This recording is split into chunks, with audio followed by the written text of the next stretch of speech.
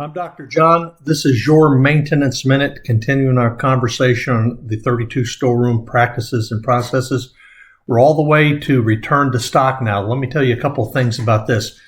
The storeroom does not need practice pulling things off of the shelf, putting them in a job kit, issuing the job kit just to have some of those items returned to the storeroom. So what real success looks like is everything that's checked out of the storeroom is actually put on. In fact, I would say the planner maintenance supervisors should keep their eyes and ears open for any parts that are coming back to the storeroom, because if we planned out a job and we plan to replace these parts and the parts are issued out to the job and the technician is independently making a decision not to use those parts, I really want to know that that's happened, and I really want to have a conversation about that. But let's move on from there. If for some reason parts are brought back to the storeroom, they're not needed. I want the parts to come back to the storeroom. I need you to understand that. I don't want the technician to hold on to them or throw them in the garbage can. So I have to have a really easy return policy or a ticket that they can bring things back, kind of like no questions asked, a little amnesty back to the storeroom. Because what I'm trying to do is track the cost of that job. I want to know, what does that work order cost? Because that job plan that was created calling for that part is going to be filed away. And the next time I have to replace that motor, gearbox, or do that work, I'm going to not retract, but I'm going to bring back that job plan and I'm going to execute maybe the exact job plan. But now I know exactly how much it cost because I know what the labor is and I know what the parts are. And so I'm tracking the cost of the job is what I'm doing. So I want to if I got parts left over, I want to bring those back because I want to get credit back on the work order. So at the end, I've got a total. Here's what the job actually cost with sort of issues and credits back on the job. All parts being brought back to the storeroom must be complete. And this is especially tricky if you've got folks in the storeroom who aren't old maintenance folks. You may have some really good storeroom technicians or clerks that don't have a real in-depth understanding of all the parts. And it's very easy for a maintenance person, with no malice intent, but to pull a component or a piece off of a part because they need to hold on to this, and they put a part back in the stock room, the storeroom that isn't a complete part. The people in the storeroom think they have a complete part when in fact they're missing a very critical component.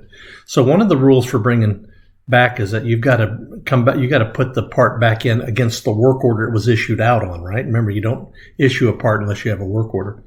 I want to give credit back to the job so I know how much it cost, but But all the parts have to be complete. And again, I understand that the person in the storeroom may or may not know it's a complete part. Or you may have a third-party contractor who may not have any idea because they're, just administrative folks. So maintenance department, let's have a little honesty here. Make sure that the parts are complete when you're bringing them back. No parts or rebuild kits. No parts or rebuild kits will be stocked that aren't complete.